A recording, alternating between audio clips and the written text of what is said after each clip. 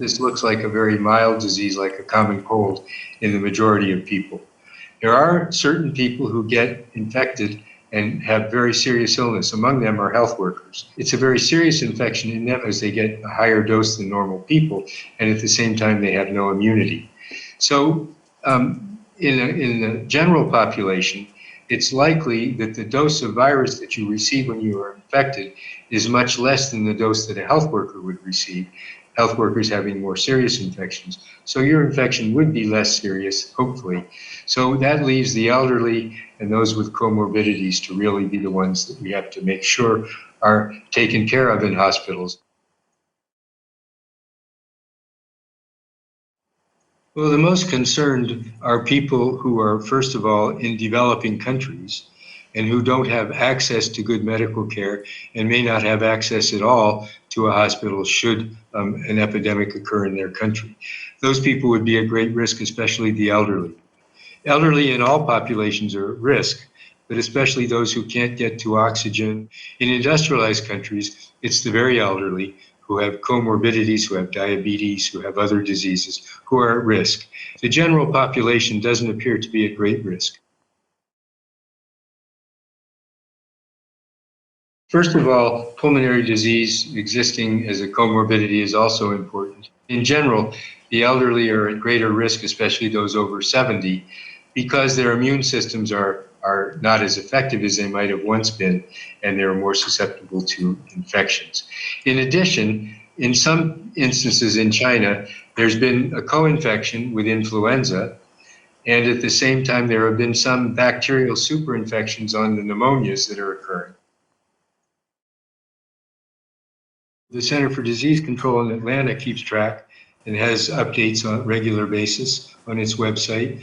Also, the World Health Organization in Geneva, which is coordinating many of the activities going on internationally, also has a website with daily updates. It's our responsibility to get that information as individuals so we understand and can make sure that we can contribute in our own way to prevention of major spread.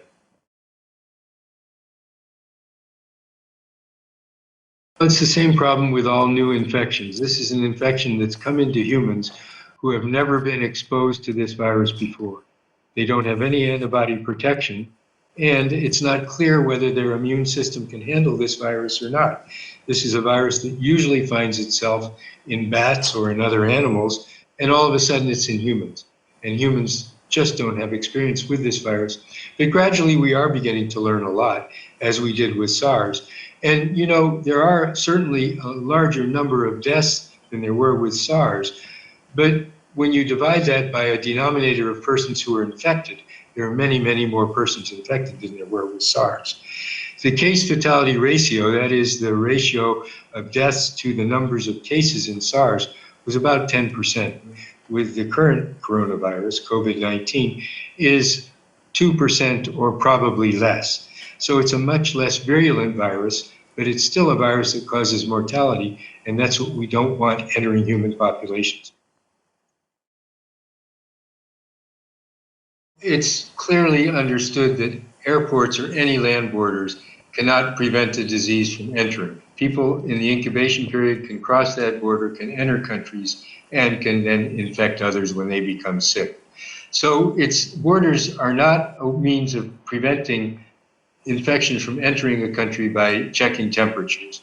Borders are important because you can provide to people arriving from areas that might be at risk of having had infection, providing them with an understanding, either a printed understanding or a verbal understanding of what the signs and symptoms are of this infection and what they should do if they feel that they might be infected.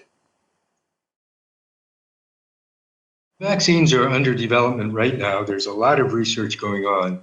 That research requires first that the vaccine be developed, then that it be studied for safety and effectiveness in animals who are challenged with the virus after they're vaccinated, and then it must go into human studies. The animal studies have not yet begun, but will soon begin for certain vaccines. And it's thought that by the end of the year or early next year, there may be some candidate vaccines that can then be studied for licensing by regulatory agencies. So we're talking about at least a year until there's vaccine available that can be used in many populations. That's clear. We know how it transmits. We don't know how easily it transmits in humans, in communities or in unenclosed areas. We know, for example, that in the enclosed area of a cruise ship, it spread very easily. We need to better understand how it will spread once it gets into more open areas where people are exposed to people who might be sick.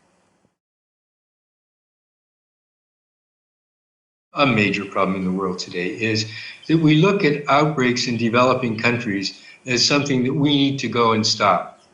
So when there's an outbreak of Ebola, we think, how can we go and stop this outbreak in the country? We don't think about how can we help that country strengthen its capacities so that it can detect and respond to infections. So we haven't invested enough in helping countries develop their core capacity in public health. What we've done is invested in many mechanisms globally which can provide support to other countries to go and help stop outbreaks. But we want to see a world where every country can do its best to stop its own outbreaks. Today, there are over 7 billion people. And when those people come into the world, they demand more food, they demand a whole series of things, and they live closer together. In fact, we're an urban world where people live in urban areas. And at the same time, we're growing more animals, and those animals are contributing food to humans as well. So what we see is that animal-human interface is becoming closer and closer together. And this intensive agriculture of animals and this intensive increase in human populations living together on the same planet is really a melting pot where outbreaks can occur and do occur. We will eventually have more and more of these outbreaks. So an emerging infection today is just a warning of what will happen in the future. We have to make sure that technical collaboration in the world is there to work together to make sure that we can understand these outbreaks when they occur and rapidly provide the information necessary to control them. I can't predict with accuracy, so all I can say is that we must all be prepared for the worst case scenario and at the same time learn how we can protect ourselves and protect others should we become a part of that epidemic.